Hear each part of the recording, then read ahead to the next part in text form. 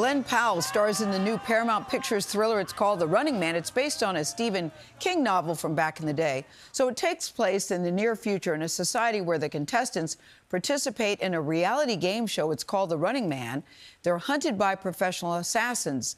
So Powell plays Ben Richards. He's a regular guy competing on the show to win cash. How much cash? $1 billion with a B, to save his sick young daughter. Better run, Mr. Richards. This is why we watch, running fans. Go, go.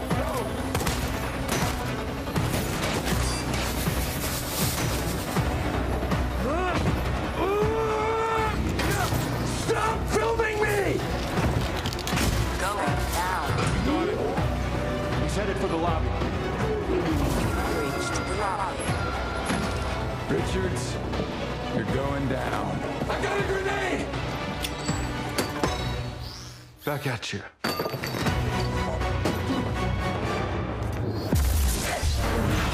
How's this going to turn out? Let's just say Glen Powell has a very packed schedule, but he came by the studio a couple of days ago. Here's our conversation. Hello, Mr. Powell. How's it going? Oh, not as good as you. I'm thinking it's good to be you right now, Glen, but I am so excited about everything you do.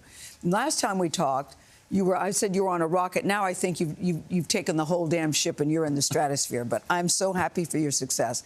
But Ben Richards, this was tough for me because he's an angry guy. He has a short fuse, and that's so opposite of everything you do. So I know it's called acting. Yep.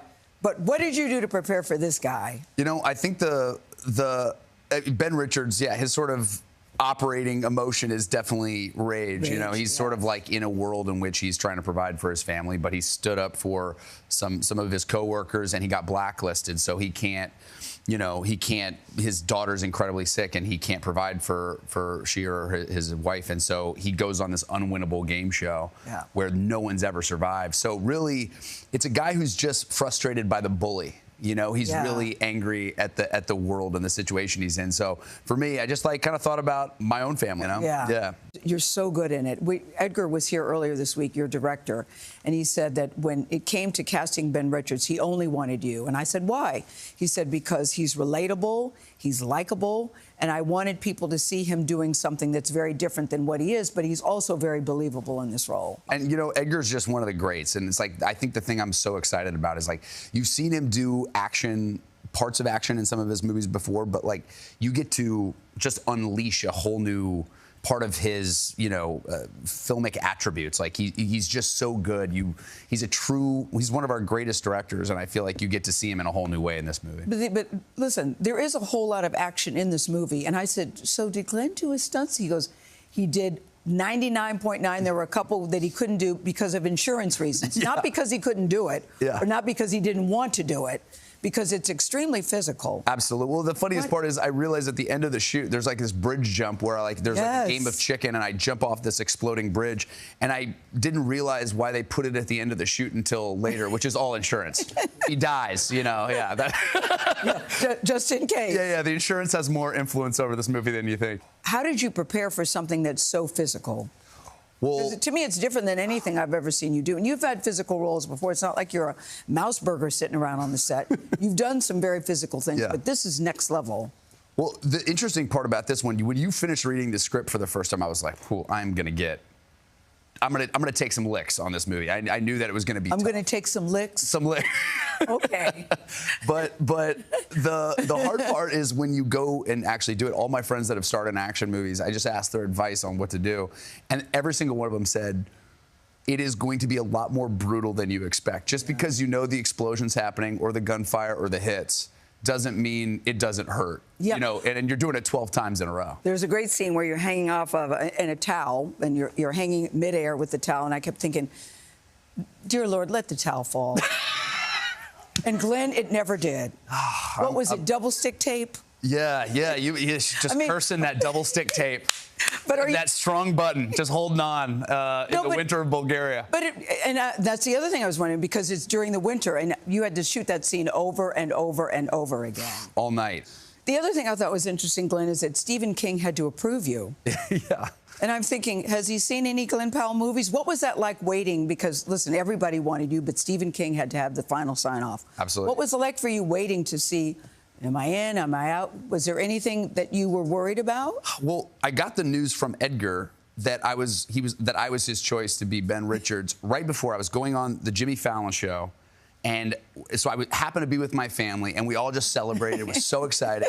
And then the next day, I get a call from Edgar. He said, by the way, I forgot to tell you, you don't actually have the role yet. And I was like, What do you mean? Come again? I'm like, he goes, Stephen King has to approve of you. And I was like, well, I wish you would have said that before I completely celebrated. I'm now emotionally invested. So that night, he said Stephen King's going to watch Hitman, which is the movie I did with Richard Linklater. And there's some disguisable elements in Running Man as well. So Stephen King watched it, and I got the word the next day that he loved the movie and that I was fully approved to be Ben. The other thing that I like so much about you, I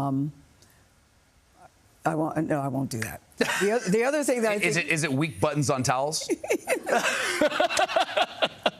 No, it's like, I've made it my mission to find a girl for Glen Powell. He goes, Gayle, I'm okay. I don't need your help. But I appreciate if you run it by me. I always appreciate you wingmanning. Yes, I really. Yes, I think you need to be a wingman for me. But going back to University of Texas, that you're getting your degree. Yeah. Now, that's fascinating to me because there are people in school now that are trying to do what you are doing. Yes. And they would say, why do I need a degree? They want to be what you're doing, and you're going back to school. Why is that important to you? I love that you're doing it, by the way. You know what's funny is I don't know if there's necessarily a logical reason more than a spiritual reason, which is I like to just finish what I started. Oh. And University of Texas means a lot to me. Yes. I didn't want to get the honorary degree where they just sort of say, hey, you're in the club. I'm like, no, I want to earn it. I don't like to take shortcuts. And I feel like for me, getting that degree is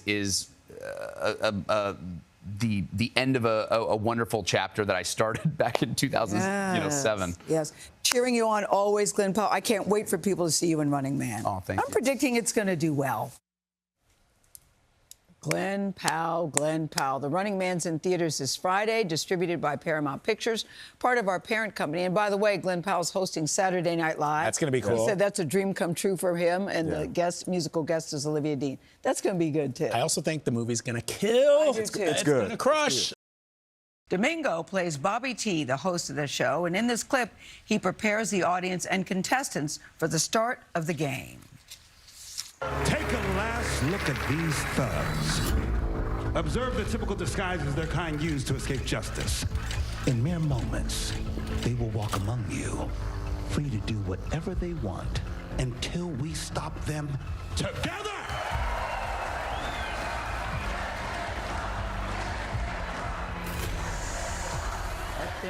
Let them run. Colman Domingo joins us now from London. Colman, it's good to see you. We were so bummed that you're in London this morning. What are you doing there? Because we wanted to see. What's he going to wear? What are you doing in London? I'm here for the UK premiere of The Running Man. Oh, okay. Comes out this week, yeah. You have a good excuse. So you play Bobby T. He's the most famous TV host in the world. He's got great lines like, this game is no game. It's a game of life and death is on the line. Or, keep your eyes open so you can see the terror in his. So I'm curious, did you look to anybody for inspiration, or did you say, I'm just going to do me? The funny thing is I was starting to research a lot of game show hosts and, talk show hosts, you name it. And I wanted to see how people got people stirred up, got them to believe and incite a little bit. So the lucky thing for me, as I was in my research, and I was researching especially a lot of game show hosts and talk show hosts from the 80s and 90s. But then the night before I was going to my first rehearsal, the documentary for the Jerry Springer doc came out, and I thought, wait a minute, it's Jerry Springer. It's someone who doesn't feel complicit, but he's like, I'm just going to let people bring out their ugly side, and then I'll lay back and feel like I have nothing to do with it. I think that was genius. Wow, there are so many ugly sides in this movie, but it's gripping, I have to say. It keeps you on the edge of your seat. And one of your co-stars who plays one of the assassins said about Colman, he had the audience of extras in the palm of his hand while we were filming.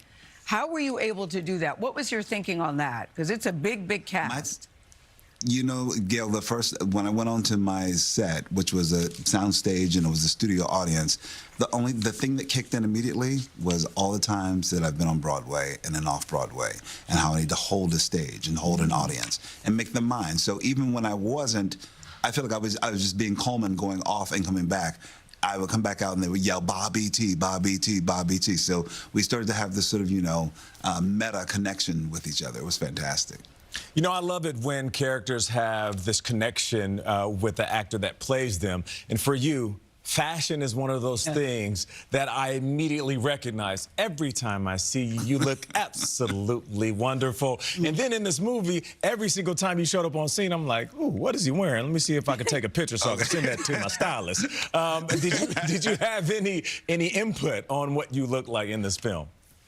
The wildest thing is my costume designers had a whole plan for me before I even got here. And they were like, well, we have a designer that you're going to be tucked in and it's going to be impeccable because he's the most famous game show host in the world. So they wanted to have jewelry. I think I'm wearing Chopard jewelry. I'm wearing Dolce & Gabbana, head to toe. So we wanted to make sure he looks good. He looks like the guy that all guys want to aspire to be, and all the ladies and some men love him. No doubt. No doubt about it. Hey, Colman, this is a star-studded cast. You got Josh Brolin playing your TV executive boss, among other big names in this. What's it like working together with a crew like that, and Brolin in particular? How'd you guys get along? We had such a good time. We really, when I tell you there's nothing but a love fest with us, we love sparring off of each other. Everyone is very creative and will always do something where you're like, ooh, that's good. Let me see if I can get in there with you. So it's a beautiful wrestling match of like comedy and drama and a lot of heart. But they become my brothers. I really love them. Also, you've got so much stuff going on, Colman. It was recently announced that you're going to be voicing the Cowardly Lion in the latest Wicked movie. I can't wait to see it. It's coming up very soon. That the director, John M. Chu, actually DM'd you to ask you, take us behind the scenes on that. I love that that's how this came about. Here's a lesson. For when someone named John M. Chu slides into your DMs, respond to it. He was like, hey, so what are you up to? I'm like, I don't know. What do you want me to be up to? And then he told me what it was, and I thought, and it was an immediately very casual thing. I said, well, send me the script. You're John M. Chu, and it's Wicked, one of my favorite movie musicals. I'm sure I'm in. So just like, we'll handle the details. And it happened pretty quickly. And then maybe a few weeks later, I went to the studio and recorded my part of it. And I had the time of my life. He just directed me in every single way possible. But I'm glad to be joining at this late date, something like Wicked 2. It's really cool. It's one of my favorite musicals. Last year we said, Colman Domingo, you're having a moment. Can I just say, Colman Domingo, that moment is still continuing for you. What can't you do? That's the question. What can't you do? What can I do? Probably somebody's taxes. Okay. I have a business manager, so I make sure that I take care of things. I'm not good with numbers. All right, I'm good with other things, but not numbers. Yeah, Gayle, it's not a moment. It's momentum. Momentum. You're right. And it is not stopping right now. That's a better way to say it. Colman, thank you so much for joining us from London. We really appreciate it. Bravo again to you. The Running Man is in theaters starting November 14th. And oh, by the way, it's distributed by Paramount Pictures, part of our parent company. Josh Brolin and Edgar Wright, we're happy to see her joining us in the studio. And let's just say, they love their work. Just watching the clip, it was fun to watch you guys watch yourself and go, oh, that's good. Yeah, that's what good. a great movie. But Josh, you play such an evil manipulator, but you do it with such a smile. It's so hard to take that compliment. You know what I mean? You see these movies and you go, oh, you're awful. Yes. And everybody goes, yay, you're the best she's awful guy we know. But you do it with a smile. Well, and your voice, too, is different, too. My voice, because I had a lung infection. Oh, and really? I had to, really? And it was a thing that it all kind of conspires where you're sick and you're calm and you don't want to, because there's a gurgling going on, and so you very calm, and then you watch it and you go, wait, that really works for the role. Did you have an inspiration for this character? Every producer I've ever had in my life. A lot of people can relate to that. But the teeth was Glenn Close, and we had done a movie called Brothers together, and she had used somebody to fix her teeth to do something different. And my teeth are not particularly white, and I was like, if you're a producer, you have to have super white teeth. So we got some super big white teeth, and I think it worked. It's working. I'm fascinated by you, Edgar. I picture you at 14. You said you read Stephen King's book back in the day. Yeah. And I'm curious about the effect it had on you, but fast forward to now, you're directing this movie, producing the movie, and you're working with Stephen King. Take us from that 14-year-old boy to now. I mean, it's amazing. I mean, I started reading his books way too young, probably like 12 years old, and I'd read The Running Man when I was 14. It always really stuck with me, and also I read it before I saw the previous adaptation in the 1987 film. which is completely different from the book. So I kind of knew that there was another great movie in the source material, and that has stayed with me for like decades. So to finally have it out is amazing. So you give him the script, and what does he say? Well, what were your thoughts? You give him the script. Well, me and Michael Bacall, who co-wrote the script, we knew that Stephen King was an English teacher, a high school English teacher before he was a published writer. So we felt like we're handing in our homework to the most famous English teacher of all time. It's very nerve-wracking and sweaty. Yeah. But he loved the script. Yes. And then he loved the finished movie as well. Well, the movie's amazing. Yes. It grips you right from the jump, and it doesn't let you go into the very last second of the film. Josh, you have been on a heater for more than a decade. Everything you touch on a heater, I like is that. gold. Everything you touch. Thanks, man. Glen Powell has been amazing. He's been on a heater for about the last 5 years. What was it like working with him? Because you two on camera together, dynamic. He's great. You know what? It's like I've been working with a lot of young actors, and you know they sit there, and after a while, after you've been doing it for 40 years, you kind of find your technique and how to get somewhere emotionally and all that. Whereas Glen's sitting there hitting himself and slapping himself before he starts, and I'm like, aw. But he was into it, man. He was really into it. He's one of these guys. I think there's a new echelon of young actors, and Glen is like at the helm of this, where they give themselves entirely. Yeah. I mean, there's new echelon to some of these action sequences as well, Edgar. Yes. What was it like putting those together? Yeah. I mean, insanely complicated, arduous, but also like having somebody like Glen in the middle of it who wants the film to be as good as you do and is there to give you 200%. You couldn't ask for anything more doing a film like this. And also because in the movie you've seen it, he really has to run the gauntlet. Yeah. And so you know he's just like there right in the thick of it. What I know action is gnarly in this movie. I can't wait for people to see it. Yeah. I cannot wait. Lee Pace joins us now. Good morning. How are you doing? Thank you. I'm very good. Thanks for... Richards, you're going down. Oh, man. What's going to happen, Lee, after that? All right, so, Lee, your character is masked for most of the movie.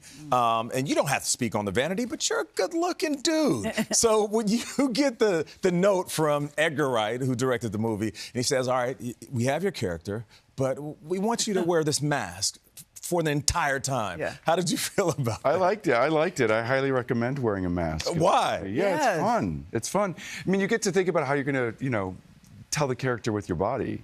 Well, that's the thing, because your character is unapologetically evil, if we could say. And so much of evil comes from the expressions that people make or the way they move. How do you do that when most of the time we cannot see Such the a good expression? question. But yet you are still so menacing and scary. What was your thought process to get that right? Well, when I looked in the mirror and saw the mask and the leather coat and the, you know, the gun, the whole costume, I kind of saw this nonchalance with the character. He's very unbothered by all the violence around him. And I think that's, you know, one of the messages the show within the show wants to send. To be unbothered by the violence, even though, because he is the violence. Yeah. He is the violence. Right. So I have a question less about the art of the acting than just like the practice. How do you be a person wearing that mask for many, many hours on end? Like, was it comfortable? Was it uncomfortable? Was it itchy? No, it's totally comfortable. Really? I mean, we would take it off. You know, we do. It's about an hour and a half between setups. Oh, really? So you can just rip it off? Yeah, it's easy. And what about the physicality? Because the moment we met you, we know that there has to be some showdown between you and Glen Powell. So I kept waiting, okay, how's this going to go? How's this going to work? How do you prepare for it? Because it's a very physical role for you. I seem to enjoy that, too. I love a fight scene. You do? We rehearse it 1,000 times. So it's that like choreography, almost. It's like, exactly right. It's like violent choreography. And you just do it so many times that you can get on set and execute the fight without anyone getting hurt.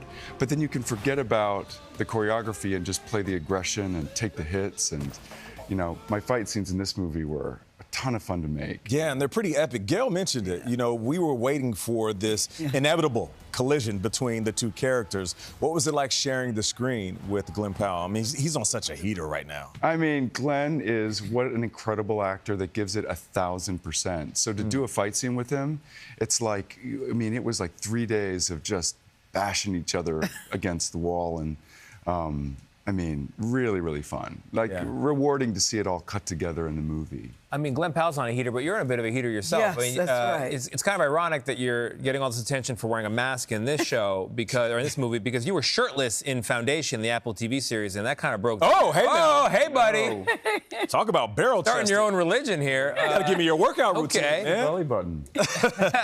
What do you make about this dual fame? Yeah, that's what we're covering up and then not covering up. No, we're looking at that going, where's his belly button? That's not what anybody's thinking, Lee. Why? I don't think they're actually, looking now for that you the mention it, They're not looking for the belly button, Lee. Where's the belly button? I'm a clone. I play a bunch of clones, so no belly button. But that is a good question to go from that to this, yeah. I don't know. You know, it's just different characters. I really love being able to play characters, and for the characters to be really different from each other. And so when a director calls me to play a bunch of Emperor clones, I'm like, yeah, that sounds fun. I could do something with that. When they have like this masked, you know, TV star assassin, I'm like, yeah, let's go. Let's get our hands dirty and make him. There's a glimmer in your eye when you talk about your career. Where did this love for acting, theater, where did it come from? Well, it just never gets old because you always get to work with, you know, really interesting people. When I think about the people I made this movie with, Edgar Wright, Glen Powell, Colman Domingo. Oh, Colman's the best. You know, Josh Brolin. He was Josh, yeah. You just find yourself like with these fascinating people and getting to like play. It's a really good cast and a really good story, and it opens up today. People, we've been talking about it for so long. I'm glad people get to see it. Are you ever nervous when your movie comes out saying, I hope they watch it, I hope? Or do you think, I've done it, it's out there, and now it's on you, audience? How do you feel? Sometimes I feel nervous and excited and like, I hope they like it. We worked so hard on it. And sometimes like, oh, you know, it's out of my hands. They're gonna love this. It'll change about 4 times throughout the day-to-day. They're gonna love this movie. Gayle, Good luck, Lee Pace. what you always say when people need to go watch a movie, it's more fitting now than ever. So go ahead and say it. Run, don't walk. Run, don't walk to see The Running That Man. good.